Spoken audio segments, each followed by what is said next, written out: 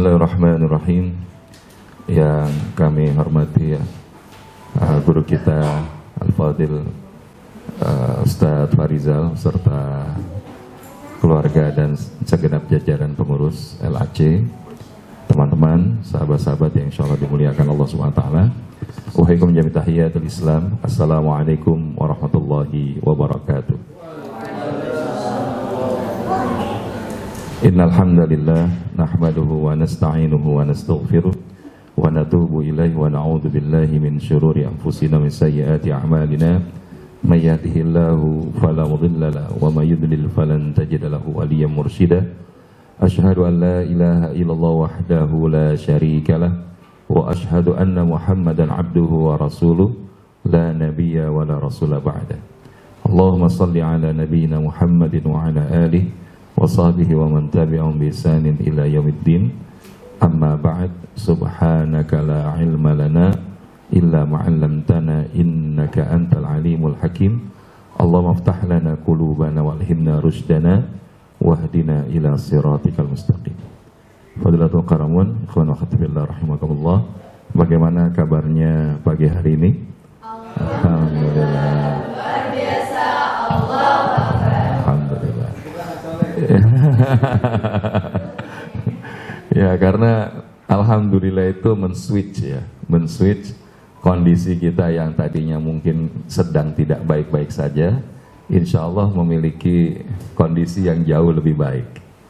Ya, karena ada satu ungkapan dari Dr. Numan Ali Khan, ya, if we were truly people of alhamdulillah, we wouldn't find time, energy, or motivation to complain. Insya Allah paham ya? Ya, ini kelihatan wajah-wajahnya ini sudah biasa ngobrolnya bahasa Inggris ya kan? Ya, bahasa Arab ya. Ya, nanti tolong ditarjim ya kan. Ya, kalau kita betul-betul menjadi pribadi yang memaknai alhamdulillah dengan sebenarnya, kita tidak akan pernah menemukan waktu, tenaga atau motivasi itu untuk mengeluh, untuk komplain. Karena virus yang menyebabkan kita itu jadi orang yang kurang bersyukur, always complaining, selalu ngeluh, apapun yang dilihat itu selalu kurang. Makanya orang-orang yang bersyukur, Allah menjamin, la in syakartum la azidannakum. Jikalau kalian bersyukur, maka Allah akan menambahkan nikmat lainnya bagi kalian. Bahkan dalam Quran surat An-Nisa ayat 147, Allah SWT berfirman, ma yaf'alullahu bi'adabikum in syakartum wa amantum wa kana Allahu syakiran alima. Ya, mengapa Allah akan menyiksa dan mengadab kalian jikalau kalian beriman dan bersyukur kepada Allah? Dan Allah Rabb yang maha mensyukuri lagi maha mengetahui.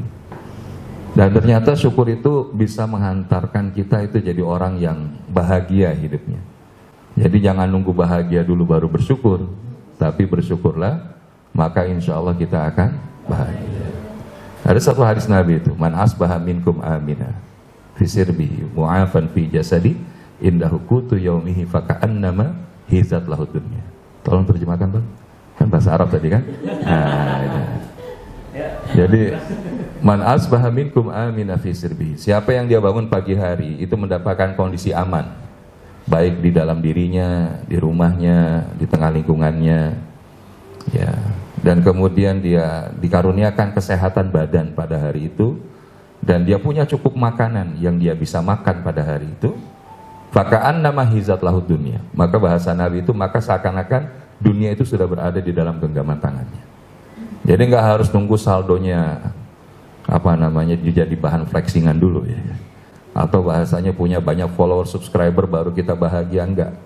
Nabi itu sederhana sekali mengajarkan konsep bahagia kepada kita. Yaitu apa? Bangun pagi aman. Tadi teman-teman bangun pagi aman nggak? Ada bencana alam gitu ada? Ada bencana kemanusiaan ada? Ada bencana dompet kira-kira? Ya ada ya kan, karena lagi tanggal tua Ustaz. Tapi itu kita bangun pagi aman, kemudian sehat badan, dan insya Allah sehat semua hari ini. Karena ciri orang yang sehat insya Allah duduknya nggak nyender ya. Ya, tapi insya Allah nggak dibuat senderan ya kan. Ini sebenarnya luar biasa Ustaz Farizal itu ya. Jadi dibuat supaya formatnya nggak ada senderan. Karena biasa kalau sudah ada yang format senderan, posisi menentukan prestasi katanya gitu. Tapi ala kulli hal, ya kemudian dia punya cukup makanan pada hari itu yang dia makan, maka faka'anna mahizat lahud dunya, maka seakan-akan dunia itu sudah berada di dalam genggaman tangannya. Jadi kalau sudah begini sebetulnya nggak ada alasan kalau kita hidup tuh nggak bahagia, nggak jadi sebuah pembenaran kalau kita itu hidup terus ngeluh. Karena kita dikasih karunia sama Allah itu sedikit apa banyak? Banyak aja apa banyak banget? Nah makanya dalam Quran surat Ibrahim Allah ngingetin, wa atakum min kulli ma sa'altumuh wa in ta'uddu ni'matallahi la tuhsuha innal insana ladzalumun kafar. Dan Allah telah memberikan apapun yang kalian minta kepada Allah. Ya, mudah bagi Allah itu menghadirkan apa yang kita upayakan ya sekian lama itu bisa terjadi dalam sekejapan mata. Pak Son Haji aja jualan es teh. Alhamdulillah rezekinya Allah bukai. Ya, bahasanya bukan lagi jutaan, puluhan juta, ratusan juta, miliaran. Semua keluarganya berangkat umroh. Bahkan anak-anaknya dijamin beasiswanya. Dan ini bahasa Qur'annya Quran surah Al-Baqarah 212. Wallahu yarzuqu may yasha'u bighairi hisab. Dan Allah memberikan rezeki kepada siapapun yang Allah kehendaki itu tanpa perhitungan. Kalau Allah udah mau ngasih rezeki itu terserah. Terserah jalannya Allah, ya. Makanya kalau kita kadang-kadang kebanyakan kita itu kesalahannya apa? Terlalu sibuk mikirin apa yang belum dijamin, tapi kita nggak sibuk mikirin apa yang belum dijamin. Apa yang sudah dijamin? Di antaranya adalah rezeki. Tuh baru bilang rezeki aja udah datang, ya kan? Syukran. Ya, bahasanya rezeki itu sudah dijamin atau belum? Sama Allah. Nah, taunya sudah dari mana? Surat Hud ayat 6. Wa ma min dabbatin fil ardi illa 'ala Allahi rizquha. Dan tidaklah setiap yang bergerak melata di atas muka bumi kecuali Allah sudah jamin rezekinya. Jadi kalau kita yakin dengan hal itu, maka insya Allah kita nggak jadi orang yang putus asa di dalam hidup, nggak cemas di dalam menghadapi kehidupan. Maka alhamdulillah kami ini dikaruniakan keluarga 1 orang istri, 9 orang anak, ya. 7 laki-laki 2 perempuan. Ya masya Allah, alhamdulillah. Ya, oh jomblo semua ya makanya ya. Jadi bahasanya kalau ada yang bilang, antum masih muda, anaknya banyak, emang bagaimana? Kenapa antum yang mikirin itu? Ya? Aneh aja, tinggal jalanin aja. Karena apa? Yakin bahasanya Allah Ar-Razzaq, ya Allah yang maha menggenggam rezeki. Tugas kita jalanin aja, sa'i aja. Kalau bahasa di PP itu bersailah maka zam-zam. Tugas kita sa'i aja. Karena zam-zamnya Allah udah jamin, walaupun bukan di tempat kita bersa'i. Itu yang kami yakini. Makanya waktu kemarin sama Bang Farizal ini salah satu guru saya juga ini. Ya mobil khusus di kuliah S2 kemarin. Ya karena saya sampai bingung ini apa yang mau dikejar karena kebanyakan agendanya itu online semua. Terus kita pas waktu itu lagi nemenin rombongan jamaah dari Makassar. Nah kalau dari Makassar itu umrohnya bukan cuma 9 hari, 12 hari, bahkan tambah 3 hari, 15 harian. Ya. Nah, alhamdulillah Bang Farizal bantuin dan alhamdulillah ya walaupun belum semuanya sekarang, tapi setidaknya masih ada semangat untuk nyelesain ya. Karena perjalanan kami itu ya bahasanya kalau belajar itu kalau nggak ada support system yang mendukung akan ke distract sama sesuatu aktivitas yang sudah lebih lebih membutuhkan banyak perhatian. Nah, namun ala kulli hal ini yang perlu kita maknai sehingga kita balik lagi tadi ya dikasih bangun aman, kemudian sehat badan, punya cukup makanan, faka'an nama hizat lahud dunya. Bahkan termasuk kalau kita hari ini diizinkan pagi-pagi bisa silaturahim ini sesuatu yang membahagiakan atau sesuatu yang jadi beban kira-kira? Insya Allah bahagia ya. Karena datang ke sini paksaan apa pilihan? Paksaan apa pilihan? Pilihan ya. Tapi bahasanya duduknya di belakang bahkan sambil baca doa tidur kira-kira pilihan apa kebiasaan ya kan? Nah, Jadi kalau kita maknai, insya Allah, karena kemarin dapat informasi, kalau bisa saat temanya yang spesifik. Nah ini ada satu tema, Your Spirit Against Change. Ya. Waduh, bahasa Inggris lagi ya. Nah, mudah-mudahan ini bukan jadi obstacle ya, karena alhamdulillah kita waktu dengan sebuah lembaga filantropi itu sampai Allah mudahkan dakwah ke US ya. Jadi sampai ke Los Angeles, San Francisco, Las Vegas, Portland, Seattle, San Bernardino, sampai ke Kanada, Vancouver, ya Vancouver, Kanada. Makanya di sini kalau ketemu anak-anak muda di sana, anak-anak muda di sana malah nggak bisa bahasa Indonesia. Anak Indonesia yang lahir di luar itu, hampir mereka nggak bisa bahasa Indonesia. Makanya yang senang itu bapak ibunya. Ustadz, kalau ngajinya bahasa Indonesia aja ya. Tapi kalau ketemu anak mudanya, ya we don't understand. Ketika kita bahasanya bahas dengan bahasa Indonesia gitu kan. Makanya itu bagi kita bahasa ini kan satu kemudahan ya. Dan insya Allah semangat pemuda di dalam menghadapi perubahan, kurang lebih begitulah. Jadi pernah kami sampaikan dalam format ngaji peradaban di sebuah komunitas kami di PPA, dan alhamdulillah ya tema ini memang menyasar buat teman-teman para pemuda. Makanya kalau saya tanya hari ini teman-teman semua, apa sih alasan teman-teman hadir di sini? Apa karena mandatori ya? Nggak enak sama Ustadz Farizal itu. Itu satu, status apa lagi ya kan? Nah, apa alasannya kira-kira? Ya bebas aja, silakan Pak. Thalabul ilmi, alhamdulillah. Kenapa pengen thalabul ilmi? Karena kan menuntut ilmu itu dari buaya juga. Berarti melihatnya sebagai kewajiban gitu ya. Itu kan Allah juga memerintahkan kita ya itu untuk membaca. Baca. Jadi tidak ada alasan sampai kapanpun untuk berhenti belajar. Luar biasa. Bagus sekolah ya. Ya, takbir. Nah, jadi sahih. Di antaranya kita pengen bahasa thalabul ilmi. Ya walaupun tadi perlu ditajemin lagi. Perlu tajemin lagi, kenapa kita harus thalabul ilmi? Waktu kami kemarin sempat di Masjid Nabawi itu ada pembelajaran dari pintu 19. Dia bilang, ngaji itu adalah kewajiban, bukan pilihan. Wah. Kenapa? Salah satunya masalah katorikan yatam sufi ilman, sahalallahu bihi tariqan ilal jannah. Siapa yang memudahkan jalannya menuju majelis ilmu, maka Allah akan mudahkan baginya menuju surganya Allah. Jadi kalau kita lihat mandatori ya, tapi ketika kita lihat sekedar kewajiban, kadang-kadang kalau tanpa motivasi, itu bisa jadi sesuatu yang beban, betul nggak? Nah, jadi itu juga perlu ditambahkan. Bahkan dalam satu hadis riwayat Imam Tirmidzi, man yuridillahu bihi khairan yufaqihu fiddin. Siapa yang dikehendaki Allah kebaikan, Allah akan fahamkan ilmu.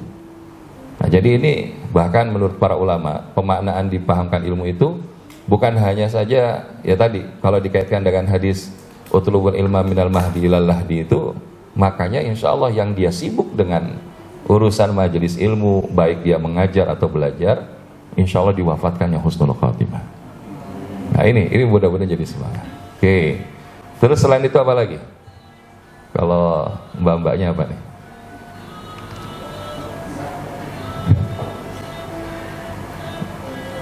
Ya kak, kelihatannya mau jawab, ya kan? Bebas aja kok, nggak ada salah benar. Oh, ngecas iman ya, masya Allah. Berarti sekarang imannya lagi naik atau lagi turun? Oh, setengah-setengah ya. Ya, al imanu yazidu wa yanqus. Nah, iman itu naik turun. Al yazidu bit ta'ah. Iman itu bisa naik ketika kita melakukan taatan. Wa yanqusu bil ma'siyah. Dan iman itu akan turun ketika kita melakukan kemaksiatan. Maka sebetulnya kunci sederhana kalau kita mau naikin iman tadi, salah satunya itu sibukkan diri kita itu dalam circle kebaikan. Tapi kalau kita bermaksiat sekecil apapun itu pasti akan berdampak kelalaian dalam hidup kita. Barakallahu fikum. Nah, yang sudah memberikan jawaban. Namun izinkan kami coba meluaskan ya. Karena kadang-kadang gini, termasuk kalau kita tanya, karena selalu orang melakukan sesuatu itu pasti punya alasan, ya, punya big why di dalam kehidupannya. Kayak teman-teman hari ini gabung di LAC, ini apa alasannya? Apa cuma mengisi waktu masa muda gitu? Atau pengen membangun sesuatu peradaban? Itu sesuatu yang akan mempengaruhi terhadap semangat kita dalam melakukan sesuatu hal. Maka yang sering mungkin bahasanya di antara kita itu gini, oh saya itu senang kalau menjalankan passion kemudian dibayar. Nah, saya ingat almarhum Ustadz Arifin Ilham, waktu beliau masih hidup kita sering nemenin di dalam program-program dakwah di TVRI, di beberapa media nasional swasta waktu itu. Kata Bang Arifin bilang gini, kalau kita jadi penyeru kebaikan, maka kita berlaku seperti dua air dan jangan seperti dua air. Apa dua air? Yang pertama yaitu air hujan dan mata air. Kalau air hujan itu dimanapun berada dia kemudian menyuburkan tanah. Yang kedua, bisa jadi dia nggak kemana-mana, tapi dia didatangi dari mana-mana. Itu mata air. Tapi jangan jadi dua yang berikutnya. Yang dua berikutnya apa? Yang pertama, air PDAM. Tahu air PDAM? Ya, kenapa air PDAM? Karena dia mengalir kalau dibayar. Maka jangan sampai tadi bahasanya. Kalau kita melakukan sesuatu itu udah langsung ngitung. Ya, walaupun kalau misalkan ada, jangan ditolak. Itu yang diingatkan oleh Allahyarham Ustadz Rahmat Abdullah. Jadi kalau kita bahasanya ini datang ke sawah, tugas kita ngapain? Ya, nanam padi ya kan. Tapi kalau di situ kemudian ada belut, boleh dibawa pulang. Tapi jangan datang sengaja ke sawah pengen nyari belut, paham nggak? Karena apa? Karena kalau nggak dibangun dari awal, ini yang gampang menggelincirkan kita di dalam perjalanan. Dan oleh karena itu tadi ada orang yang dia bahagia karena menjalankan passion dan dibayar. Ini sah-sah saja, nggak salah. Tapi kalau dalam jangka waktu panjang ini bisa mencelakakan. Ada juga orang yang ketika saya itu bahagia gabung di LAC, saya hadir hari ini. Kalau saya nanti bisa lihat orang-orang yang dibina itu bertumbuh dan hidupnya lebih baik. Ini sesuatu yang baik nggak? Sudah naik level. Yang tadinya dia lihat dari sisi material, maka yang dia lihat adalah dari sisi benefit sosial. Tapi apakah kita sampai di situ aja? Enggak. Tapi kita tuh pengennya sampai di sini. Bahagia ketika di hari akhir nanti kita melihat apa-apa yang kita sampaikan itu jadi amal jariah yang terus mengalir. Dan Allahnya berkata sepenuh cinta kepadamu, ya ayah Tuhan nafsul mutmainnah, irja'i ila rabbiki radiyatan mardiyah, fadkhuli fi ibadi wadkhuli jannati. Wahai yang berjiwa tenang, keluarlah engkau dalam keadaan ridho dan aku ridhoi. Maka masuklah ke dalam golongan hambaku dan masuklah ke dalam surgaku. Tugasmu sudah selesai, saatnya kamu kembali dengan ridho dan kuridhoi. Maka kalau kita sering doa itu kan ada satu doa diajak oleh Nabi, Allahumma jal khaira umri akhirahu wa khaira amali khawatimahu wa khaira ayyami yauma alqaka. Ya Allah, jadikanlah sebaik-baik urusanku, umurku itu ada pada akhirnya. Sebaik-baik amal itu pada saat penutupnya, dan sebaik-baik hari adalah di saat perjumpaan denganmu ya Allah. Maka itu yang kita harapkan. Maka kita ada di level mana kalau tadi alasan tadi? Bahagia karena passion dibayar, bahagia karena orang bertumbuh yang kita bina jadi lebih baik, atau kita kemudian sampai mendapatkan perhatian Allah di hari akhir. Kenapa ini perlu dimention? Karena life start with letter B and will be end in the letter D. In the middle or between of it there is a letter C. B-nya apa? Birth. D-nya death. Dan C-nya choice. Ya, jadi ada orang lahir, wafat, di tengah-tengahnya ada pilihan. Pilihan kita mau melakukan yang biasa-biasa saja atau yang di atas rata-rata, betul atau enggak? Karena apa? Life is a choice. Hidup adalah pilihan. Alladzi khalaqal mauta wal hayata liyabluwakum ayyukum ahsanu amala. Dialah Allah yang menjadikan kematian dan kehidupan untuk menguji kalian siapa yang paling baik amalnya. Allah tuh minta kita bukan melakukan amal rata-rata, tapi melakukan amal yang terbaik. Nah, pertanyaannya, kita sudah melakukan yang terbaik belum selama berada di sini? Selama di sini sudah melakukan yang terbaik? Atau yang baru rata-rata aja? Bahkan dalam hidup kita sudah melakukan yang terbaik atau baru melakukan yang rata-rata? Pertanyaannya, kita pengen jadi manusia yang rata-rata atau di atas rata-rata, teman-teman?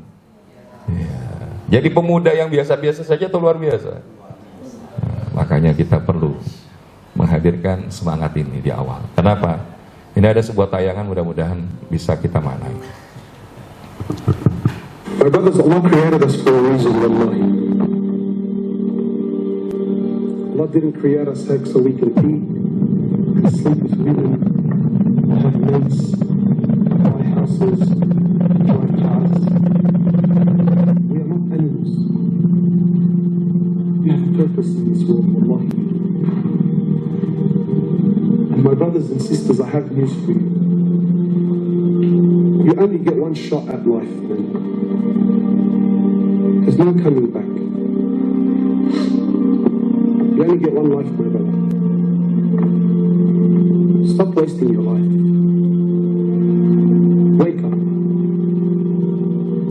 Make something of your life. Don't be another face in the crowd. Don't be another number. Be someone that contributes something to humanity. Be someone that makes a difference. You know, my brothers, I ask myself sometimes, and I want to ask you something. Don't you want to be with the Prophet of Allah on the Day of Judgment? Me, so ask me. Don't you want to be with the Sahaba? You think you're going to be with them with the life you're living? Do you think it's fair? Do you think it's fair that you are on the same level of Jannah as those men who gave up what they gave up with the life that you lived in this world? Do you think that's fair? Wallahi, it's not. My brothers, Allah Azza wa Jal has created us for a purpose: to know Him, to love Him, to worship Him, to come back to Him. And I'm sure my brothers, now you're thinking, Allahu Akbar, man, I've heard so much. Make a move, man. Make a move. Stop delaying. Stop delaying. Come back to Allah. Come back to the masjid. Come back to the Quran. Come back to the salah. Come.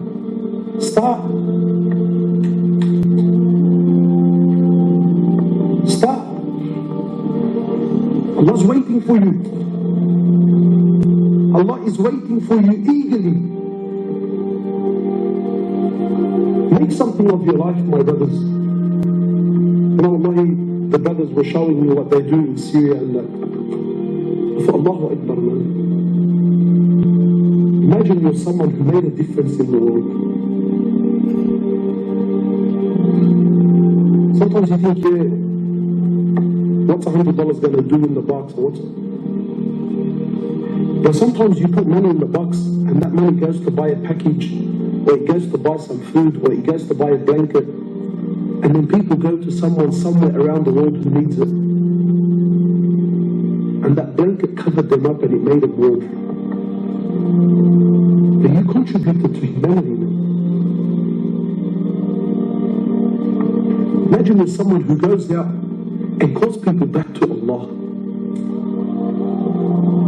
Imagine you're someone who puts the love of Allah back in people's hearts.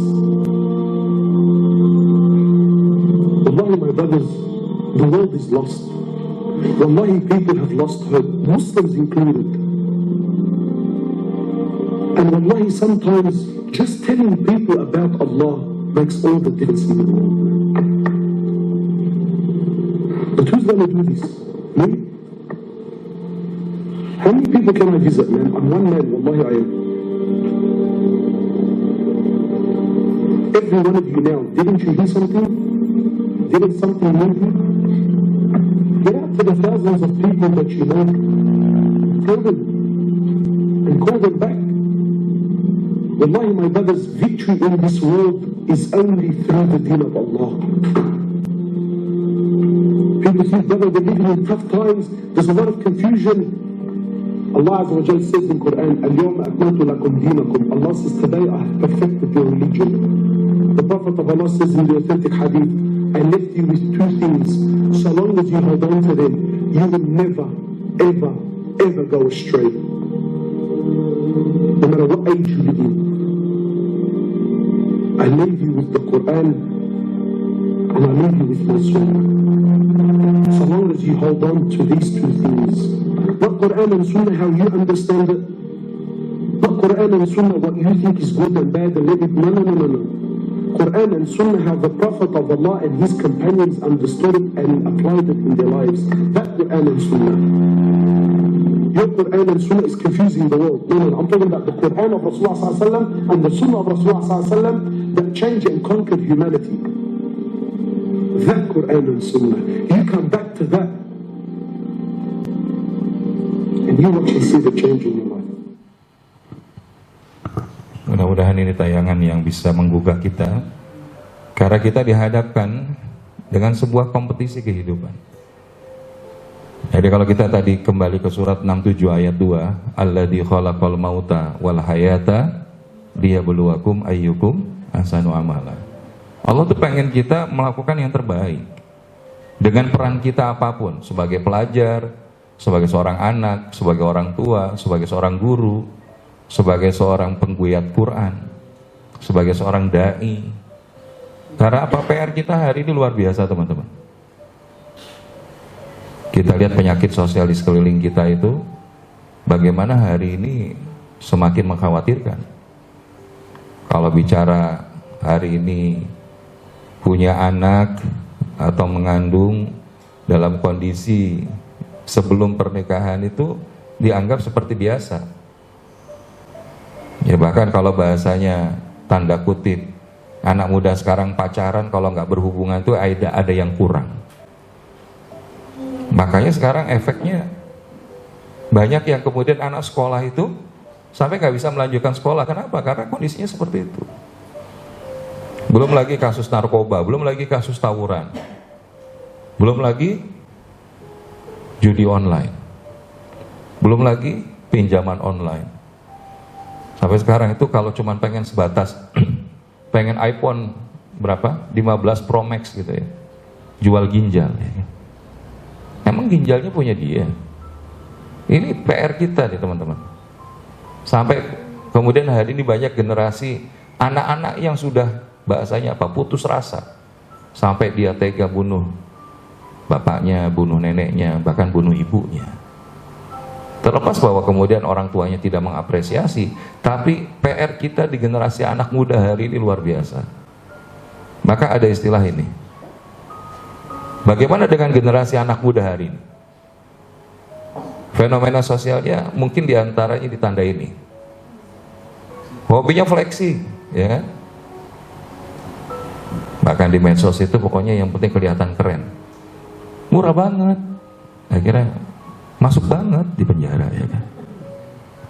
Kenapa? Karena ya ketika dia ada, ya makanya sekarang kalau flexing itu, apalagi sekarang pajak naik ya, lumayan itu.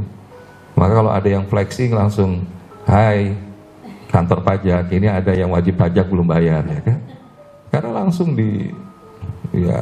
dipantau. Dan ternyata flexing itu capek kan? Karena apa? Hidup hanya ingin mencari perhatian makhluk. Orang yang hidupnya meletakkan sandaran dan perhatiannya pada pandangan makhluk, perhatian makhluk, maka hidupnya nggak akan pernah bahagia. Karena kita berharap kepada makhluk, banyakkan bahagia apa kecewanya? Kelihatan yang jauh pengalaman ini. Karena bukan teman-teman aja, Sayyidina Ali pernah mengatakan, saya pernah merasakan kepahitan hidup, dan tidak ada kepahitan yang paling pahit di dalam hidup ini selain berharap kepada makhluk. Di antaranya kepada manusia. Dan berharap kepada makhluk itu adalah mendesain. Nah, jangan sampai kita dari awal tuh mendesain patah hati. Berharap itu cuma sama Allah. Caper itu bukan sama manusia, caper itu sama Allah. Karena orang nggak akan pernah bahagia kalau dia meletakkan standar bahagianya itu pada mulut orang lain dan jempol orang lain. Dicaci tumbang, dipuji terbang. Yang kayak begini hidupnya karena cuma ingin mendapatkan perhatian. Flexing. FOMO itu apa? Ya, fearing of missing out. Walaupun sekarang juga ada JOMO ya, joying of missing out. Nah, ini udah update belum? Ya, karena kalau FOMO itu kan bahasa tadi ikut-ikutan. Wah, kayaknya kalau hari ini nggak jadi kaptennya JKT48 kayaknya ada yang kurang ya. Makanya begitu gabung di komunitas Cherry Bell itu agama Cherry Bell. Itu Kak Suhe bahas itu gitu. Saya sampai kaget, apa iya? Jadi sampai kalau anggota Cherry Bell itu berkata, berfirman, sampai segitu parahnya teman-teman. Maka sampai anak-anak yang level SD aja pengen tuh dikasih cuman hadiah stiker, pengen jadi kapten di komunitas JKT48. Wah, kok Ustaz tahu banget ya? Karena ini dunianya teman-teman. Alhamdulillah saya punya anak 9 itu, jadi saya tahu nih apa yang lagi in di dalam episode-episode mereka ya. Kuliah apa lagi ramenya, yang SMA apa lagi ramenya, SMP apa ramenya, SD apa lagi ramenya.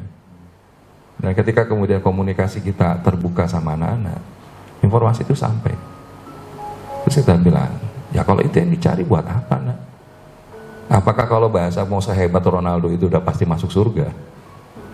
Ya, ketika dia seneng nonton bola, kalau lihat scrollingan media sosial itu bola semua gitu kan?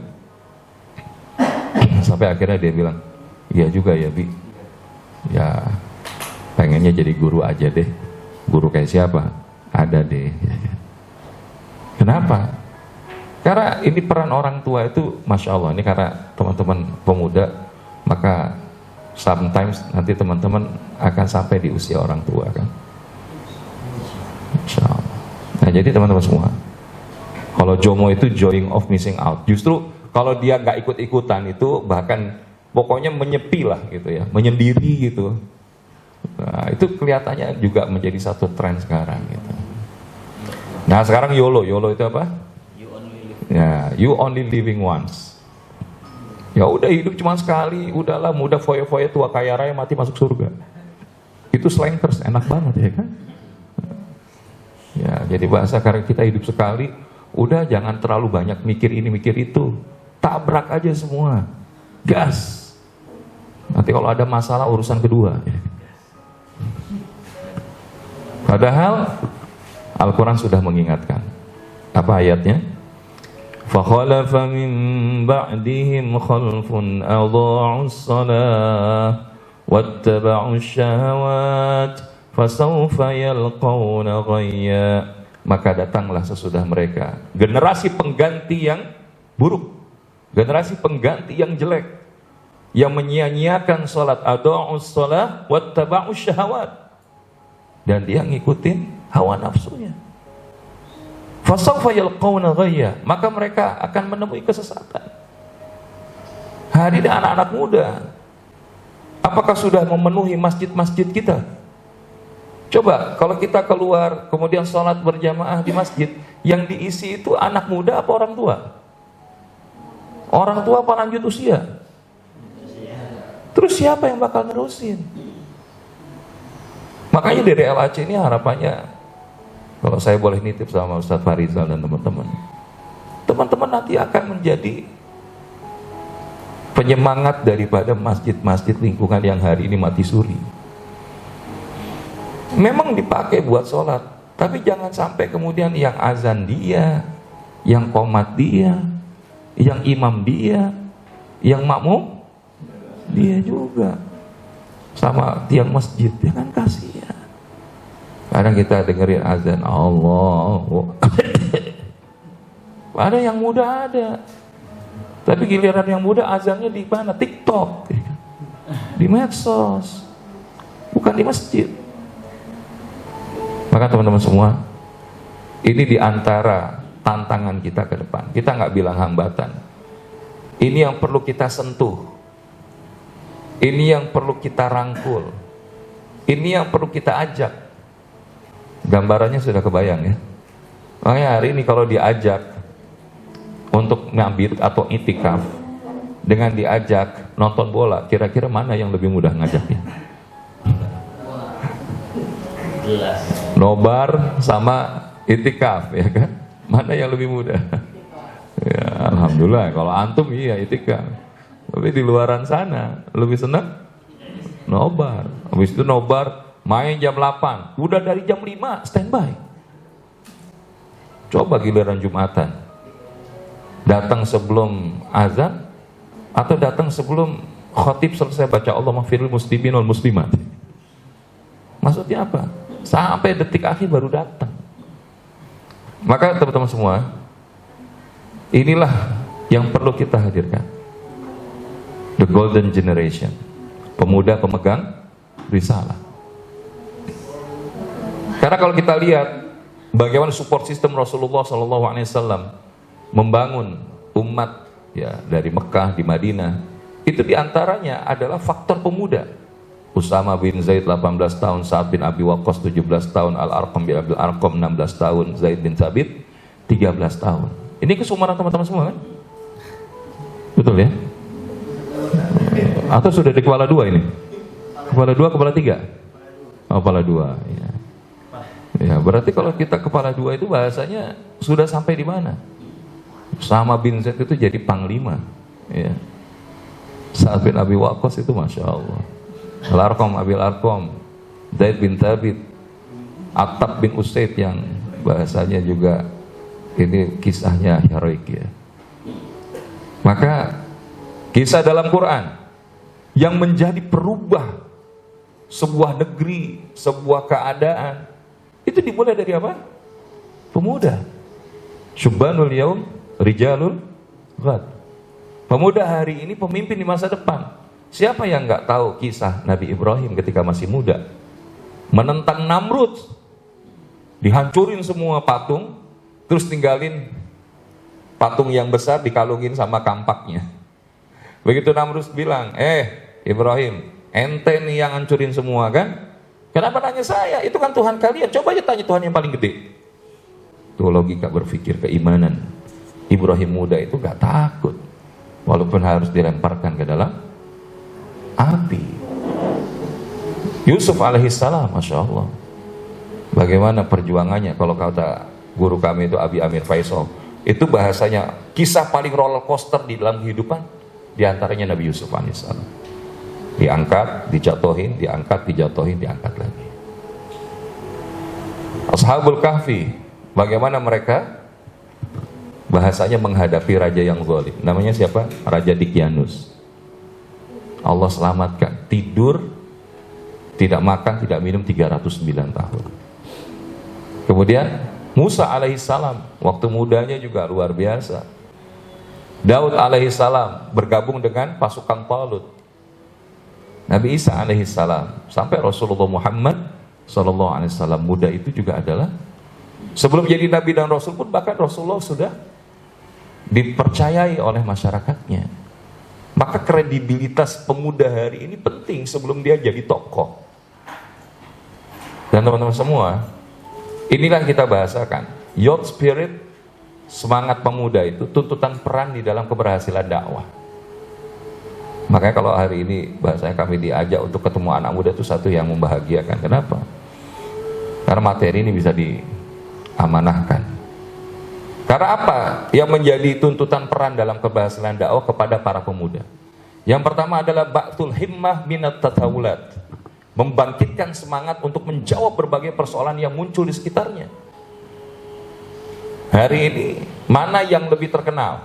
Yang menang Olimpiade Sains atau yang buat konten receh? Ini PR kita. Kita sekarang kalau buat yang serius-serius di medsos, follower subscribernya sedikit, ya nggak? Tapi kalau buat yang receh, yang nggak manfaat, anfaedah, followernya malah banyak. Yang penting kan traffic naik dulu, Ustaz. Coba lihat dulu, ada yang modelnya cuma squeeze, ya kan? Sampai akhirnya begitu udah nikah kontennya ganti, ya. Makanya kita coba melihat ini, bagaimana kita punya semangat dalam menjawab berbagai persoalan yang muncul di sekitar kita. Karena pilihan kita cuma dua, jadi bagian dari troublemaker atau problem solver, betul nggak? Ya, kita jadi nambahin masalah atau kita bisa nyelesain atau menjadi penawar solusi masalah. Yang kedua, naqlul ajyal, menjadi peran sebagai generasi penerus perjuangan. Coba lihat dari Nabi Yakub kepada Nabi Yusuf, Nabi Daud kepada Nabi Sulaiman. Ini kan ada istimrariyatud dakwah, ada dakwah yang berkelanjutan. Hari ini episode kami Ustaz Farizal itu mungkin sudah bukan anak muda lagi, tapi itu ada di tangan teman-teman semua. Dan kalau kami ternyata nggak bisa mencapai yang terbaik, harapan kami ada di tangan teman-teman semua, bisa mencapai yang lebih baik. Ini yang kita maksudkan. Karena kalau api perjuangan ini sudah padam, wa'iyadzubillah, yang batil itu kemudian berada di atas, maka generasi yang berikutnya akan jauh lebih mengkhawatirkan. Yang ketiga, istibdalul ajyal, peran sebagai generasi pengganti masyarakat yang menyimpang dari nilai-nilai kebajikan tadi. Kita perlu mengenalkan nilai-nilai. Hari ini bahasanya anak muda yang pacaran itu ikut gaya hidup. Tapi kalau kita bilang justru kita nggak pacaran, langsung nikah dengan ta'aruf dan seterusnya. Karena kan hidup ini mirip dengan hukum fisika. Pernah dengar hukum fisika? Besarnya gaya berbanding lurus dengan besarnya tekanan. Orang yang hidupnya banyak gaya, banyak tekanan. Jadi jangan dikedepanin gaya tapi tekanan. Akhirnya banyak tekanan dalam hidupnya. Dan kita lihat Mus'ab bin Umair itu luar biasa. Meninggalkan lifestyle anak konglomerat, ya bahasanya public figure yang dirindukan oleh hampir semua wanita di Mekah. Tapi begitu beliau jadi duta Rasulullah untuk Madinah, bahkan beliau syahid itu ditutupi atas, kaki kelihatan, ditutupi bawah, kepala kelihatan. Dan akhirnya Nabi tarik kain ke atas, kemudian di bawahnya ditutup pasir dan rumput. Saya mengatakan Mus'ab bin Umair ini meninggalkan kemewahan dunia hanya untuk bisa bersama dengan Rasulullah. Dan ini luar biasa Bapak Ibu dan teman-teman semua. Tajdidu ma'nawiyatil ummah, peran sebagai pembaharu moral umat. Ya tadi Nabi Ibrahim, Ashabul Kahfi, mereka berkata tidak terhadap sebuah kezaliman, penyimpangan. Jangan kita jadi setan bisu. Udah tahu nih lingkungan kita nggak baik-baik aja, terus kita diam-diam aja. Yang penting kan nggak nyampe rumah kita, Ustaz. Itu tinggal masalah waktu. Makanya kenapa kata Nabi, man ra'a minkum munkaran falyughayyir biyadi fa illam yastati' fa bilisani fa illam yastati' fa biqalbi wa dzalika ad'aful iman. Kalau kita lihat kemungkaran, rubah dengan tangan kita. Nggak sanggup dengan lisan, nggak sanggup dengan hati, kita nggak terima, kita nggak nyaman. Itu saja sudah yang paling lemah imannya. Kalau kita nggak ada sense terhadap apa yang sedang terjadi, maka jangan-jangan iman kita juga bermasalah. Dan yang kelima, anasirul islah, peran sebagai komponen perbaikan, agent of change. Jadi kalau hari ini, kalau bahasa Syekh Yusuf Qaradawi, yang mahal dari masjid itu bukan terusan Sueznya, tapi yang mahal di masjid itu adalah generasi pemudanya. Bahkan bangsa kita kalau bicara bagaimana proses jalannya Sumpah Pemuda, Budi Utomo, kemudian Syarikat Dagang Islam, NU Muhammadiyah, itu dimulai dari pemuda. Makanya kita juga hari ini jangan sampai kita umurnya muda tapi kemudian kita tidak memiliki daripada kebijaksanaan orang tua. Ya, jadi hamasatus syabab fi hikmatis syuyukh, atau ya hikmatis syuyukh fi hamasatis syabab. Kebijaksanaan orang tua tapi semangat anak muda. Jangan terbalik. Ya. Hikmatus syabab wa hamatis syuyukh, ya. Semangatnya orang tua malas gitu kan. Ya, jadi bahasanya tapi ternyata ilmunya juga anak muda gitu kan. Jadi ini kita perlu lihat ya. Jadi hikmahnya itu kayak bahasanya pemuda, tapi ya semangatnya orang tua, nggak punya semangat. Maka agent of change itu bahasanya kayak Sayyidina Umar. Kalau ada 100 orang yang dia menyuruh kebaikan, maka aku satu di antaranya.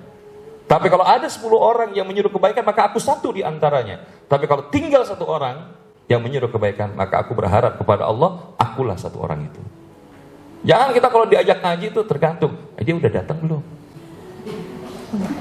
Justru kita yang maju di depan duluan. Saya bukan egois, maksudnya saya nggak mau diundang, tapi saya justru pengen ngundang orang lain. Dia mengambil peran, bukan baperan. Jangan dikit-dikit itu gampang tergores, nggak sesuai dengan maunya kita, mutung, nggak mau ngajar. Habis Bang Farizal nggak merhatiin saya. Banyak yang belum pikirin. Kadang-kadang gini teman-teman, kalau kita bekerja di sebuah lembaga organisasi, perlu menguati kebesaran hati. Kadang helikopter view kita nggak sama. Apa yang teman-teman pikirin dengan apa yang dipikirin oleh mereka yang berada di level pimpinan. Maka buka keran komunikasi, sampaikan dengan cara yang baik, insya Allah bisa terpenuhi. Maka oleh karena itu ada 3 kunci kemenangan. Kalau tadi kan prinsipnya 5. 3 kunci kemenangan itu apa? Dalam risalah Ila Syabab, Syekh Hasan Al-Banna rahimahullah menyebutkan bahwa awamilun najah, faktor-faktor kesuksesan sebuah fikrah, gagasan pemikiran ada 4. Ini kuncinya teman-teman semua. Kalau tadi mbaknya bilang ya biar ngericas iman, nah ini udah nyampe materinya ya kan? Jadi yang pertama apa? Al-iman, belief, keyakinan. Kenapa? Karena orang beriman itu ajaib. Ajaban di amril mu'min, inna amrahu kullahu lahu khair walisadaka li ahadin illa lil mu'min. Sungguh menakjubkan urusan orang beriman. Semua urusannya itu baik dan itu tidak ada pada diri seseorang kecuali orang yang beriman. Kenapa? In asabatu sarra'u syakara fakana khairullah wa in asabatu darra'u sabara fakana khairullah. Kalau dikasih kemudahan dia bersyukur, itu baik buat dia. Tapi kalau dia dikasih kesusahan, kesulitan, dia bersabar, maka itu juga jadi baik bagi dia. Ini diantara, jadi orang beriman itu ajaib. Dan dia dekat dengan Allah Subhanahu wa taala. Walladzina amanu asyaddu hubbalillah. Dan ada pun orang beriman, cintanya kepada Allah itu luar biasa. Yang kedua, dia punya keimanan, maka perlu yang berikutnya al-ikhlas, sincerity, ketulusan. Orang yang tulus kelihatan, yang modus juga kelihatan, betul apa enggak? Maka jangan sampai kita itu dikit-dikit bahasanya modus. Jangan jadi, kalau kami membahasakan itu pribadi MWP. Apa itu pribadi MWP? Pribadi mentalitas wani piro. Kalau mau melakukan cuannya berapa? Kalau kita secara profesional, kita di lembaga ada akadnya kok. Tapi jangan kemudian itu yang dijadikan satu-satunya teman-teman. Karena apa? Kita tuh kadang-kadang kalau ada biduan aja itu masyarakat mau nyawer. Kalau giliran ada guru ngaji, ngajar di lingkungan, bahasanya narik iuran kepada anak santri. Masa ustadz ngajar nggak ikhlas? Itu penempatan nggak pada tempatnya. Ustadz kalaupun dikasih juga beli kitab, ngaji lagi, datang pakai bensin, betul nggak? Ini penghargaan.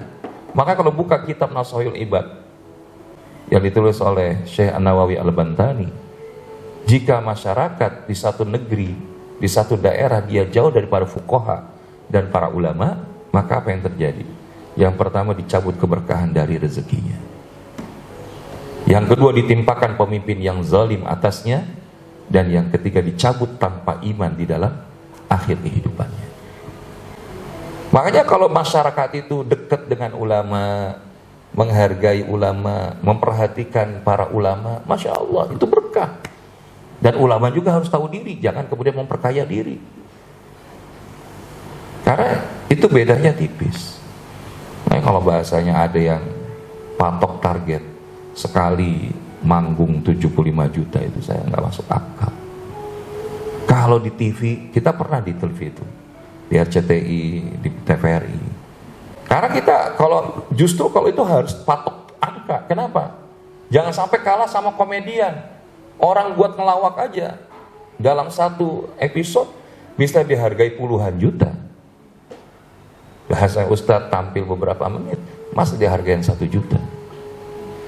Itu boleh kalau pakai kayak begitu, tapi kalau di tengah masyarakat jangan. Dia mau kasih diterima. Makanya masyarakat juga kalau bahasa ngundang Ustadz jangan suka gini, Ustadz mohon maaf bisarohnya berapa ya? Jangan. Kalau mau ngasih aja yang banyak, Ustadznya nggak akan nolak. Betul apa enggak? Iya. Karena kalau dia bilang nanti, Ustadz kami punya budget segini, itu siapa yang bisa jagain hati kita, betul nggak? Makanya Al-Ikhlas itu ayatnya jelas, wa ma umiru illa liya'budullaha mukhlishina lahuddin. Inna salati wa nusuki wa mahyaya wa mamati billahi rabbil alamin. Sudah ada iman, sudah ada ikhlas. Yang berikutnya al-hamasah, semangat. Ya kalau dia nggak punya semangat, ya dia akan bahasanya jadi orang yang udahlah kayaknya dakwah kita menggini doang. Padahal janji Allah apa? Walladzina jahadu fina lanahdiyannahum subulana. Dan barang siapa yang bersungguh-sungguh di dalam berjuang di atas jalan kami, maka kami akan bukakan pintu-pintu kemudahan bagi mereka. Justru kita harus maju terus, teman-teman. Bergerak terus. Kalau kita stagnan, futur, ya sudah. Apalagi futurnya bermaksiat. Tapi kalau futurnya masih berada dalam circle keimanan, insya Allah dia akan makin bisa berusaha untuk pulih kembali. Nah kalau sudah punya iman, ikhlas, semangat, tapi kalau nggak ada amal, yaitu al-ilmu bila amani kasyajari bila samari. Ya, ilmu tanpa amal itu seperti pohon tanpa buah. Ada guru kami dari daerah Lampung ini namanya Babe Jamil Az-Zaini.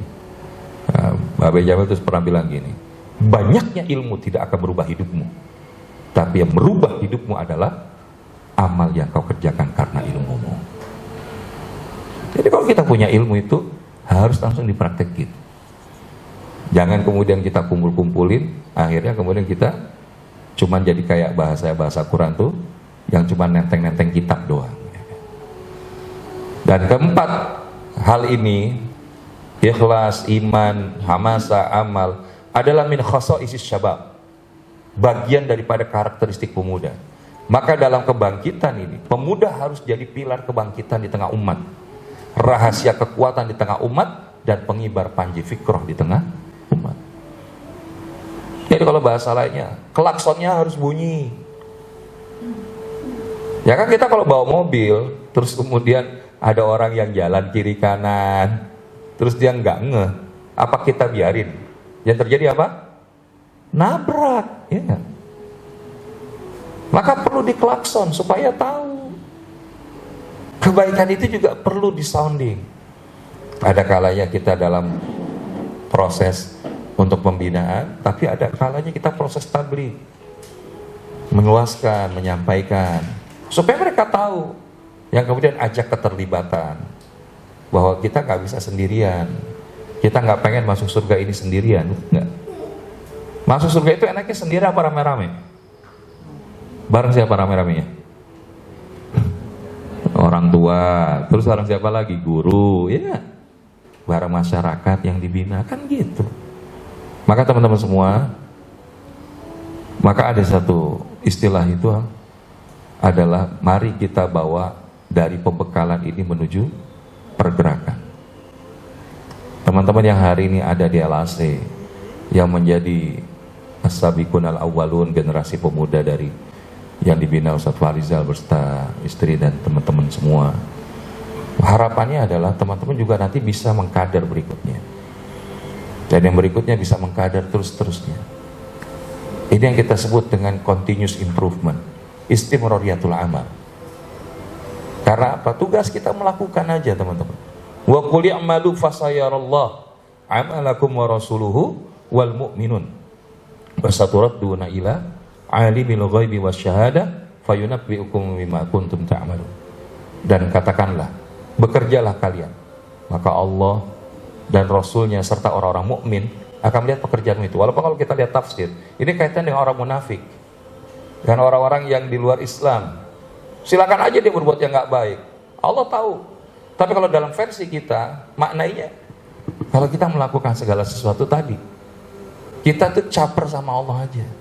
Karena Allahnya akan melihat kita, Rasul melihat kita. Dalam konteks apa? Yang kita lakukan ini nyambung nggak sampai dengan yang dicontohkan oleh Rasul. Dan orang-orang beriman juga akan menilai kita. Dan oleh karenanya, kita meyakini bahwa apa yang kita lakukan itu nanti akan dipertanggungjawabkan. Wasaturadduna ila alimil ghaibi wasyahadah. Dan Allah, Rabb yang Maha Tahu akan yang gaib dan yang nyata. Apa yang terbersit di dalam hati kita saat kita berada di sini, apa yang kita cari. Fayunabbi'ukum bima kuntum ta'malun. Lalu diberitakannya kepada kalian apa yang telah kalian kerjakan. Maka apa upaya pengembangan yang harus kita lakukan? Kalau tadi kita bicara prinsip, langkah, maka yang terakhir, apa pengembangan yang bisa kita lakukan? Ada 3 faktor pengembangan yang perlu kita hadirkan, teman-teman. Yang pertama, at-tarbiyatul fitriyah, yakni pembinaan, penjagaan, perawatan terhadap kemurnian fitrah Islam. Mereka seraya membersihkannya dari berbagai polutan akidah, fikrah, dan akhlak. Bagaimana kita bisa membina kalau kita nggak dibina? Faqidu syai'i la yu'ti. Orang yang nggak punya apa-apa, dia nggak bisa menyampaikan, pelurunya kosong. Maka kita butuh untuk berada dalam circle dibina, supaya kita bisa membina. Kita ada murabbi, ada mentor, ada nakib. Karena kalau kita nggak begitu, kita bukan nggak mungkin, akhirnya bergurunya sama siapa? Kalau kita yang sudah biasa tradisi kitab, ngaji sama kiai, alhamdulillah. Tapi kalau kita yang basicnya umum, terus kita nggak ngaji, nggak punya guru yang nasabnya sampai gitu, yang sanadnya jelas. Nanti ditanya ngajinya sama siapa? Maka ini yang dilakukan hari ini, kita mabit, i'tikaf, pertemuan setiap pekan. Ini adalah hakikatnya at-tarbiyatul fitriyah. Ya, karena Allah SWT sudah menciptakan kita di atas fitrahnya Allah, dan itu gak akan berubah. Yang kedua, jadi pengembangan itu tadi, sehingga nanti kan mentor kita, pembina kita, murabi kita tahu apa potensi kita yang bisa dikembangkan, hambatan apa yang bisa dikomunikasikan. Justru kalau kita, saya maunya lakukan sendiri aja Ustadz, itu namanya kerja sendirian. Ada satu istilah, kalau kita pengen jalan lebih cepat silahkan jalan sendiri. Tapi kalau pengen jalan lebih jauh, maka jalanlah bareng-bareng. Karena kalau bareng-bareng itu kita sama-sama menanggung itu bareng-bareng. Hari ini secara profesional, strategis, ya Ustadz Farizal dan beserta segenap pimpinan yayasan, lembaga yang mikirin. Kita mungkin baru bicara operasional, teknis kayak gimana. Tapi ketika kita kumpul, kemudian ada pembinaan seperti ini. Karena jangan-jangan sampai gini, wah kalau giliran dari luar aja semangat, giliran dari dalam kayaknya udah bosen. No, harusnya nggak begitu.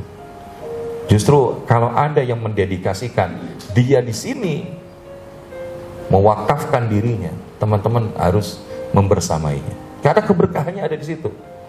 Kalau kita datang sekali-sekali kayak begini kan, atau siapa saja nanti guru-guru yang lain, atau asatidz yang lain. Jadi bahasanya itu, jangan pernah kita itu bahasanya malas belajar, kasarnya begitu. Nah, kalau saya bahasakan tadi, saya sama Pak Farizal, Ustadz Farizal, ketika kuliah ini sebenarnya udah hampir-hampir, wah ini mau terusin apa enggak gitu ya. Karena tarikan-tarikan yang lain juga sama kencengnya gitu. Dan maka saya waktu pas di Tanah Suci saya bilang, Bang, kalau abang nggak bantu ini nggak tahu aneh nerusin apa enggak ya. Karena udah mid test kemarin itu. Tapi ala kulli hal, karena kebutuhan kita itu, kita diamanahkan di sebuah lembaga zakat, sebagai DPS. Alhamdulillah secara pengetahuan dasar dan umum kita memiliki, tapi kita pengen lebih khusus. Maka namanya ya kita ngambil konsentrasinya nanti kepatuhan syariah, syariah compliance. Nah jadi ala kulli hal, termasuk juga teman-teman di sini. Ya insya Allah nanti mudah-mudahan ada kerjasama strategis sama Ustadz Farizal, sama teman-teman di PPA. Ya mungkin Kak Suhe kenal gitu ya. Jadi kalau nanti ada teman-teman di PPA yang bahasanya ngisi kelas gitu ya, boleh diajak ke sini untuk mengembangkan, di-share apa pemahamannya, leadership, communication skill, atau bahkan tazkiyatun nafs, dakwah. Jadi kenapa? Karena ya dengan izin Allah kami itu salah satunya begitu concernnya dengan dunia pengembangan diri. Dulu itu kalau ngambil satu sertifikasi coaching saja, itu standarnya 15 sampai 20 juta. Itu sertifikasi coaching yang cuma berapa hari. Kenapa? Karena kita berpikir ini mutiaranya umat Islam. Kalau kita sudah pegang, kita akan berikan fasilitas itu kepada umat. Karena kaidahnya apa? Khairukum man ta'allamal Qur'an wa 'allamahu. Sebaik-baik kalian yang belajar Quran dan mengajarkan kepada yang lain. Dunia baca Quran aja, dulu ada Iqra, sekarang ada Qiraati ya. Qiraati, kemudian ada lagi metode apa. Jangan jumut, berkembang terus. Al-hikmah wal ilm. Kalau kita sudah nggak mau belajar, nah itulah titik kejumudan kita. Maka termasuk selain dari yang seperti ini, maka teman-teman juga perlu membiasakan senang baca. Literasi yang tadi bisa bahasa Arab, kitabnya banyak. Ya, kalau bahasanya nggak bisa yang kitab langsung ya kitab PDF banyak ya kan. Yang senang bahasa Inggris, beli kitab atau beli buku bahasa Inggris. Maka saya salah satunya senangnya itu diantaranya ada dengan tulisan-tulisan bahasa Inggris. Karena apa? Banyak yang kemudian kita temui itu sebetulnya mutiara umat Islam. Nah, kalau kitab-kitab yang lain ada, tapi banyaknya terjemah. Nah, sementara sekarang anak kami itu yang paling besar, alhamdulillah kuliah di Dirasat Islamiyah di UIN. Ya justru malah beliau kuliahnya pakai bahasa Arab. Kalau nitip kitab, kitabnya kitab bahasa Arab. Jadi kalau misalkan ini, justru sekarang sudah bisa ngobrol gitu. Karena apa? Karena kalau kita nggak mau membaca, itu di sini kita cuma segitu-segitu aja. Sekalinya baca WhatsAppan, ya kan? Sekalinya lihat itu cuma reels doang, ya kan? Harusnya apa? Kita buka wacana kita, buka pemahaman kita. Di Lampung ini ada guru-guru kita, datangi. Ya, mungkin sorogan kitab, ya kan? Jadi biar apa? Kita berkembang. Kalau kita cuma diam-diam aja, maka siapa yang bisa kemudian bisa merubah diri kita selain diri kita sendiri, kata Allah. Kan kaidahnya gitu. Innallaha la yughayyiru ma biqaumin hatta yughayyiru ma bi anfusihim. Dan yang terakhir adalah asy-syakhsiyatul qiyadiyatu wal jundiyah. Ya, kepribadian dengan pola kepemimpinan. Membentuk dirinya menjadi individu yang memiliki jiwa kepemimpinan sekaligus jiwa keprajuritan. Kalau hari ini ya panglimanya Ustadz Farizal, ya kita prajuritnya kan gitu. Ya kalau sudah bahasa dilesatkan, wah di sini kita bangun Quran, apa TPA, kita bantu di sini, itu namanya dilesatkan. Dan kalau sudah dilesatkan itu kita sami'na wa ata'na gitu kan. Karena gak mungkin guru kita itu melesatkan kita itu dalam sebuah hal keburukan. Dan itu yang saya yakin, makanya dilesatkan Allah sampai ke Amerika, dilesatkan Allah ke Tanah Suci, dilesatkan Allah sampai ke Lampung. Saya yakin pasti ada kebaikan dari episode yang sedang Allah hadirkan dalam hidup. Dan dalam mekanisme inilah kita butuh mekanisme kepemimpinan. Sholat aja berjamaah kalau nggak ada imamnya, kira-kira jadi dinilai berjamaah apa enggak? Enggak. Tapi ketika ada imamnya, ada makmumnya, maka akselerasinya naik 27 kali lipat minimal. Maka inilah teman-teman 3 hal yang perlu dikembangkan. At-tarbiyatul fitriyah, pembinaan dan penjagaan diri dengan nilai-nilai fitrah keislaman. Kemudian al-hikmatu wal ilm, yaitu pemahaman dan pengetahuan yang matang. Belajar tentang ilmu tuh jangan bahasanya kita melimitasi diri kita. Saya malas belajar pakai bahasa Inggris, itu saya kan orangnya gaptek. Itu membatasi diri, teman-teman. Justru tantangan sekarang yang kita nggak bisa, itu yang kita upayakan untuk berusaha untuk bisa. Karena nggak mungkin Allah menjadikan kita orang bodoh. Kita dikasih itu dalam kondisi yang sudah luar biasa. Tinggal kita bisa mengoptimalkan atau tidak. Dan yang terakhir adalah as-saksiyatul qiyadiyatu wal jundiyah. Pribadi yang dia berada di dalam lingkup kepemimpinan yang baik. Kalau hari ini dia prajurit, besok dia akan jadi pemimpin. Maka begitu juga seorang pemimpin, dia akan melihat bagaimana kondisi daripada yang dipimpinnya. Maka inilah yang akan saling menguatkan bismillah. Mudah-mudahan yang disampaikan ini ada manfaatnya ya teman-teman ya. Karena sesi kita hari ini mudah-mudahan adalah untuk menguatkan keteguhan apa yang teman-teman hari ini sebagai ya fenomena sosial yang terjadi di tengah umat. Kemudian bagaimana kita menjalani misi hidup kita sebagai pemuda pengemban risalah dakwah, dan kemudian ya bagaimana kemudian kita bisa menghadirkan kebaikan di dalam lembaga yang hari ini kita berada di dalamnya.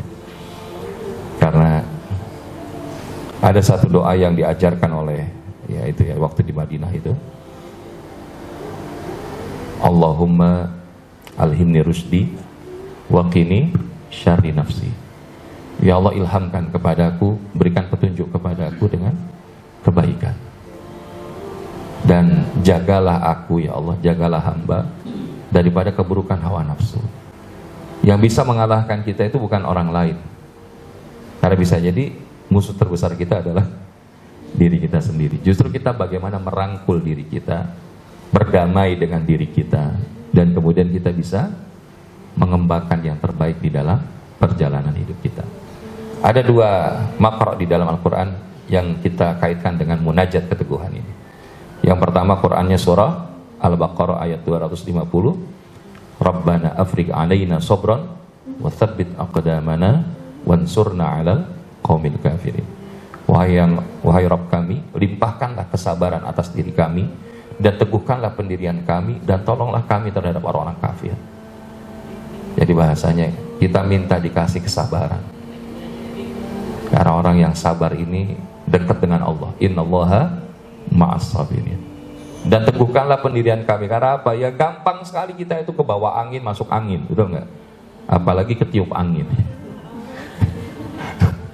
Nah, jadi oleh karena itu yang kayak begini perlu dilakukan rutin ya kan, sebulan sekali. Bahkan saya nawarin nanti kalau Ustaz Farizal butuh, kita bisa sekali-kali online nggak apa-apa. Ya insya Allah biar saling menguatkan. Dan kita minta ditolong menghadapi orang-orang kafir, karena orang kafir itu luar biasa. Falantardo angkal Yahudu walan Nasara hatta tattabi'a millatahu. Nggak akan berhenti. Dia tahu nih ada penggerak kebaikan, gimana didekati, bahkan sampai dinikahkan, sampai akhirnya murtad. Itu banyak cerita. Dan ayat yang kedua adalah Quran surah Ali Imran ayat 8. Rabbana la tuzigh qulubana ba'da idh hadaitana wa hab lana min ladunka rahmah innaka antal wahhab. Wahai Rabb kami, janganlah engkau jadikan hati kami condong kepada kesesatan sesudah engkau berikan petunjuk kepada kami. Tadi hati kita itu gampang berbolak-balik teman-teman. Maka kita minta dikuatin sama Allah. Dan karuniakanlah kepada kami rahmat dari sisi engkau. Kalau Allah udah merahmati, insya Allah episode hidup kita baik-baik saja. Karena sesungguhnya engkau zat yang maha pemberi karunia. Sekarang kalau saya tanya, Allah itu punya asma Ar-Rahman dan Ar-Rahim. Ar-Rahman artinya yang maha pengasih, Ar-Rahim yang penyayang. Kalau saya tanya, mana yang akan kita pilih dari yang kita cintai? Dikasih apa disayang? Dikasih atau disayang? Disayang. Dikasih atau disayang? Kenapa? Dikasih, oke. Sekarang gini, siapa yang dikasih belum tentu, tapi siapa yang disayang maka pasti. Kalaupun dia belum dikasih karena paham nggak tuh? Siapa yang dikasih belum tentu disayang. Contohnya apa? Dunia. Abdullah ibnu Abbas mengatakan, Innallaha yu'tid dunya ila man yuhibbu aw la man yuhibbu. Sesungguhnya Allah memberikan dunia itu kepada siapa yang Allah sukai dan gak sukai. Dia mau pakai jalan halal, mau pakai jalan haram, Allah kasih. Karena itu nanti akan dipertanggungjawabkan. Maka kita cari bukan tentang sekedar jumlah, tapi berkah. Itu yang membedakan. Jadi siapa yang dikasih belum tentu disayang.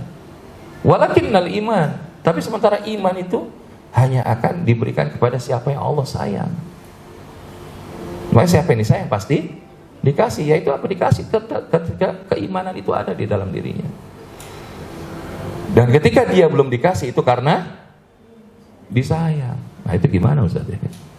Contoh, anak kecil bilang sama orang tuanya, "Mi, nanti kalau mampir ke minimarket tolong belikan es krim sama permen." Padahal sambil pilek-pilek batuk-batuk. Nah, begitu bundanya sampai di minimarket, pertanyaannya, bisa beli nggak? Mampu beli nggak? Pertanyaannya, dibeliin nggak? Kenapa nggak dibeliin? Karena sayang. Khawatir nanti anaknya tambah Itu seorang ibu sama anak. Apalagi Allah, teman-teman. Allah itu lebih sayang, melebihi daripada kasih sayang seorang ibu kepada anak. Jadi kalau ada kita kalau belum dikasih, jangan bilang, ya Allah, why me yang nggak dikasih ya Allah. Terus kalau Allah bilangnya why not? Ya. Jadi jangan. Kita justru kalau kita belum dikasih, Allah lagi pengen dengar kita tuh menghibah sama Allah. Kita minta sama Allah. Allah tuh rindu.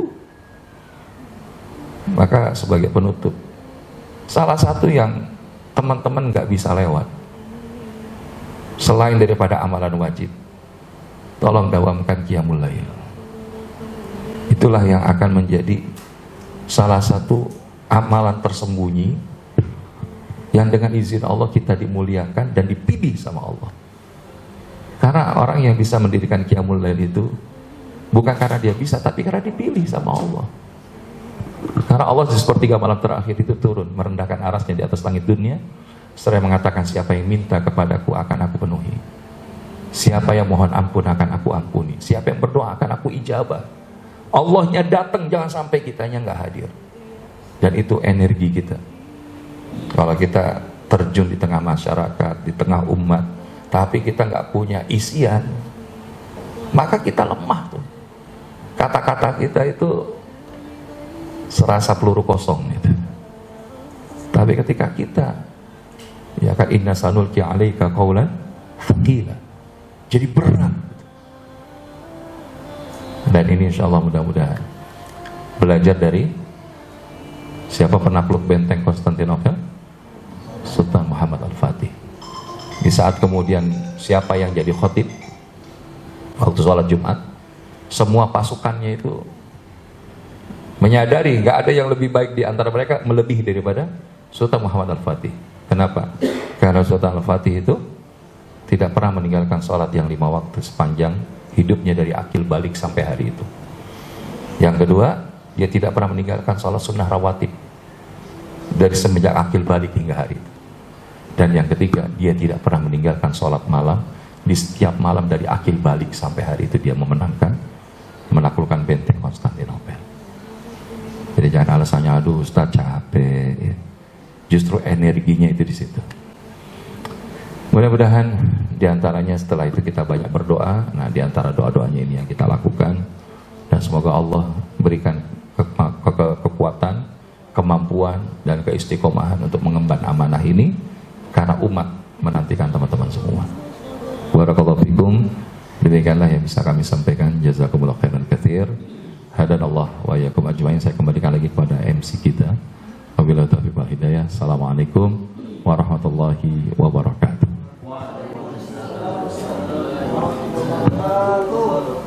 Cek. Oke, jazakallah khair buat Ustaz Muhammad Zulkirullah. Ada yang ingin bertanya?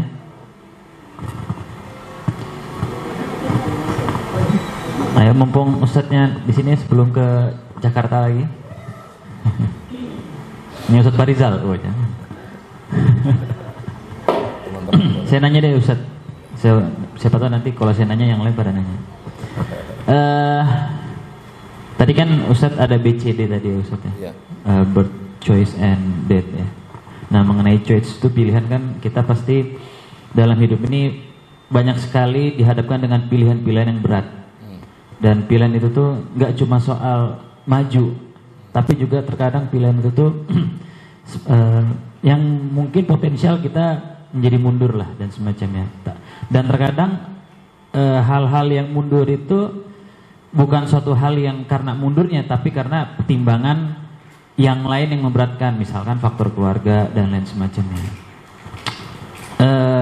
Tapi apapun itu, terkadang kita sudah mematangkan pikiran, sudah berdoa semacamnya, terus kemudian kita memilih, dan terkadang apa yang kita pilih gak sesuai dengan apa yang kita sudah harapkan, dan terkadang mungkin ada rasa kecewaan yang muncul dalam hati, yang itu merusak niat ikhlas dan lain semacamnya.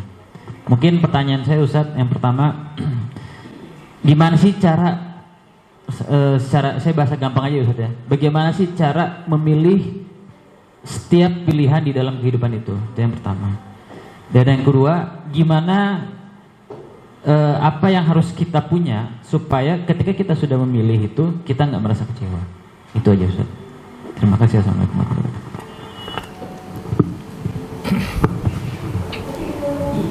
Bismillahirrahmanirrahim. Yang pertama, bagaimana kiat kita memilih. Yang perlu kita pahami, memilih itu adalah di antara kebebasan yang Allah hadirkan untuk setiap manusia. Wan nafsi wa ma sawwaha fa alhamaha fujuraha wa taqwaha. Nah, jadi walaupun itu kebebasan, tapi yang perlu kita pahami, setiap kebebasan pilihan itu pasti punya konsekuensi. Ya. Qad aflaha man zakkaha wa qad khaba man dassaha. Coba lihat ayatnya, Allah mendahulukan apa?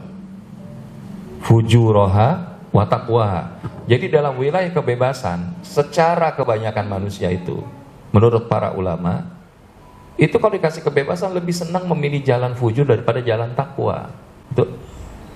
Tapi secara impact, secara pengaruh, secara konsekuensi dalam pandangan Allah ya nggak gitu. Karena apa? Qad aflaha man zakkaha. Justru yang memilih jalan ketakwaan itu Allah dahulukan. Ya, jadi kalau aflah itu kan apa? Kesuksesan, kebahagiaan, keberuntungan. Tapi akan merugi orang yang mengotorinya dengan jalan kefujuran. Nah, jadi ingat kaidahnya bahwa setiap pilihan itu adalah kebebasan yang Allah berikan. Tapi ingat setiap kebebasan pilihan akan memiliki konsekuensi dari apa yang kita dapatkan di pandangan Allah. Maka oleh karena itu, langkah kita untuk memilih itu apa? Satu, melibatkan Allah. Jangan kita itu gampang memilih itu karena berdasarkan kehebatan pandangan kita. Belajar dari Korun. Korun itu ditenggelamkan di dalam perut bumi, kenapa? Karena sombong. Sombongnya apa? Innama utituhu ala ilmin indi. Sesungguhnya yang ada sekeliling ini karena kehebatan ilmuku. Jangan sampai kita tuh ngerasa tinggi. Kita mungkin baru punya sedikit ilmu. Firaun merasa tinggi. Ana rabbukumul a'la. Padahal baru dikasih jabatan jadi raja doang. Iblis satu langkah lagi jadi penghulu surga. Diciptakan Adam gak mau sujud. Karena apa? Ana khairu minhu. Aku lebih baik dari dia. Tapi ketika dia melibatkan Allah, lihat Nabi Sulaiman. Ketika dipuji orang, wah ini begini-begini, dia hanya jawab, hada min fadli rabbi. Ini adalah kelebihan yang Allah berikan kepadaku. Jadi bagaimana kaidah memilih yang baik? Libatkan Allah. Makanya kita bahkan ada istilahnya sholat istikharah. Kalau memang pada akhirnya kita masih bimbang, ragu, kan kaidahnya apa? Da' ma yaribuka ila ma la yaribu. Tinggalkan yang meragukan kepada yang tidak meragukan. Dan di situ apa? Di antaranya kita minta diberikan oleh Allah itu tadi bimbingan. Ya, jadi libatkan Allah. Setelah itu apa? Ya, kita kemudian mengkomunikasikan kepada orang-orang yang kita anggap memahami keadaan itu. Guru kita, murabi kita, mungkin ya kakak kita atau saudara kita, atau mungkin binaan kita, gitu kan. Tapi ingat, kalau kita bicara dengan sesama, maka sampaikan yang seperlunya saja, kan gitu. Karena khawatir nanti timbul fitnah.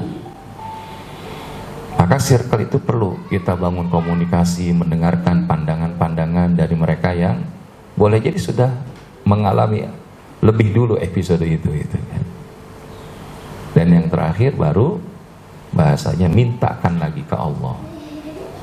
Jadi kalau bahasanya tadi yang pertama libatkan Allah, yang kedua adalah komunikasikan dengan mereka yang lebih memahami dengan kondisi ini dibandingkan kita, dan yang ketiga adalah minta sama Allah. Ya, minta sama Allah. Jadi balik laginya ke Allah, karena yang memberikan ketenangan hati kita siapa? Allah. Alladzina amanu wa tatma'innu qulubuhum bidzikrillah. Ala bidzikrillah tatma'innul qulub. Nah, jadi insyaallah ini bagaimana kiat kita memilih yang terbaik. Yang kedua tadi apa, Imam? Biar kita nggak kecewa. Biar nggak kecewa. Ya, sama juga, libatkan Allah juga ya. Kenapa? Kita kecewa itu gara-gara nggak ngelibatin Allah, betul nggak? Nah, itu ada jawabannya di kelas PPA itu.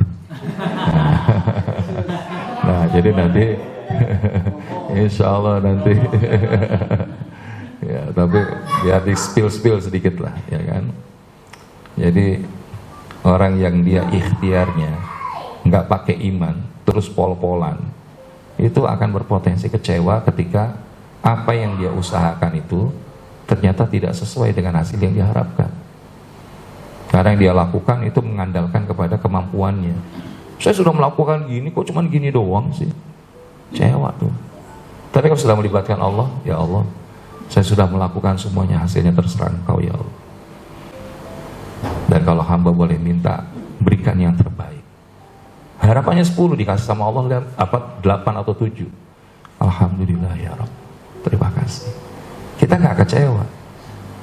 Karena kadang-kadang kita memilih itu karena kita punya landasan selain dari Allah. Mungkin ya kayak kita misalkan nyoblos ya di apa pemilihan umum atau pileg gitu kan, tergantung siapa yang bayar. Dan mohon maaf kalau cuma sebatas itu terlalu rendah gitu teman-teman. Dia suka saya bilang, bahkan Ustaz Dasab juga termasuk keras kalau urusan ini ya kan? Kenapa? Kalau kita dikasih cuma 100.000, 200.000 atau 100.000 lah, kalau di sini biasa dikasih berapa? Serangan fajar kalau menjelang pemilihan itu berapa? Nah ini kelihatan pernah ya kan, kalau 50 cepet ya kan. 100.000 untuk 5 tahun. Berarti setahun berapa? 20.000. Bagi 12? 2.000 aja nggak nyampe ya kan? 2.000 bagi 30? Itulah harga dirinya. Kadang-kadang ada cari pembenaran gini. Habis Ustaz, daripada orang yang datang ngasih kalender doang, emang orang makan kalender? Bener, ini yang ngomong Ustaz. Maka ketika kita mudzakarah dengan beberapa asatidz itu, mereka kan punya pandangan. Terus kita bilang, iya sih, tapi juga kalau kita membenarkan yang begitu, kita juga jauh dari keberkahan, saya bilang. Karena mereka nanti yang naik, mikirin pertamanya apa? Balikin modal. Makanya ini yang perlu kita bangun adalah bagaimana punya karakter. Dan itu dimulai dari mana? Dari perasaan. Perasaan akan mendorong kepada pikiran, pikiran akan mendorong kepada tindakan, tindakan akan menjadi kebiasaan ketika dilakukan berulang-ulang, maka itu akan jadi karakter. Karakter itulah yang mengundang nasib dengan izin Allah. Jadi kalau kita karakternya itu ya emang males, gimana kita bisa menjadi bangsa yang berdikari? Sekarang itu bahkan pemerintah mendorong para pemuda untuk turun ke sawah. Kenapa? Insya Allah dengan income yang minimal itu 10 juta per bulan omsetnya.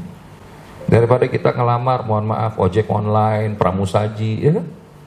udah kuliah tinggi-tinggi, cuma jadi pramusaji. Tapi sekarang kita punya resource yang banyak. Ustaz Farizal mengembangkan wakaf produktif. Ini menurut saya itu luar biasa. Kalau kita bisa ngembangin itu, insya Allah kita punya muru'ah ya. Muru'ah yang dalam arti apa? Ketika kita dakwah itu kita nggak sibuk nadangin tangan, tapi kita justru bisa memberikan kekuatan di tengah umat. Nah, jadi libatkan Allah.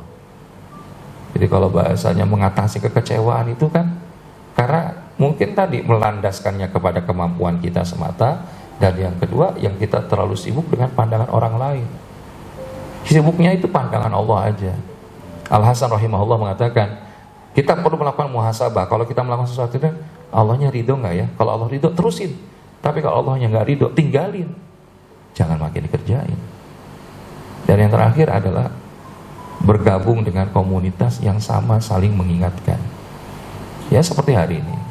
Ini kan kita saling ingetin. Bukan berarti saya yang paling baik di antara teman-teman semua, enggak.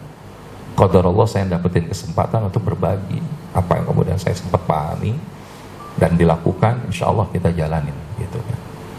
Karena jangan sampai kita menyampaikan apa yang tidak kita lakukan. Dan oleh karena itu ya mengatasi kekecewaan itu ya nanti ada juga itu materi yang lain. Judulnya La Tahzan, obat kesedihan. Materi apa lagi Ustaz? Ya tergantung kalau diundang lagi ya kan. Ya bukan berarti karena apa-apa, karena waktu juga yang membatasi ya. Jadi ala kulli hal insyaallah mudah-mudahan kuncinya kalau gitu solusinya Allah aja Ustaz. Iya. Kita itu selama ini selalu berpikirnya itu technical. Padahal kunci yang paling utama adalah prinsipnya kita ke Allah bagaimana. Nabi Yunus keluar dari perut ikan itu karena teknik apa karena prinsip? Prinsip. Karena pada saat berada di dalam perut ikan, Nabi Yunus nggak berpikir, wah gimana nih masalahnya? Ya. Ya. Atau gimana solusinya? Enggak, Nabi Yunus nggak berpikir itu. Tapi yang Nabi Yunus lakukan apa? Dikirin ke Allah. La ilaha illa anta subhanaka inni kuntu minadh dhalimin. Sehingga Allah izinkan keluar dari perut ikan. Nah ini kita perut ikannya kan macam-macam ya kan. Masalah hutang, masalah hubungan, masalah pekerjaan. Tapi kita kadang-kadang berpikirnya gimana nih masalahnya, gimana solusinya. Tapi kita lupa balikin ke Allahnya dulu. Kalau sudah dibalikin ke Allah, Allah yang akan bimbing kita gimana jalannya, gimana langkahnya. Rasulullah itu kalau dihadapkan dengan sebuah masalah, ambil wudhu, kemudian beliau sholat 2 rakaat sunnah 2 rakaat dan minta kepada Allah dibimbing gimana solusinya dari masalah itu. Nah, ini luar biasanya Rasulullah. Nah, jadi mudah-mudahan insyaallah kita juga memang diberikan pilihan-pilihan khiyar ya, tapi kita bisa memilih ikhtiar yang terbaik dengan selalu melibatkan Allah. Wallahu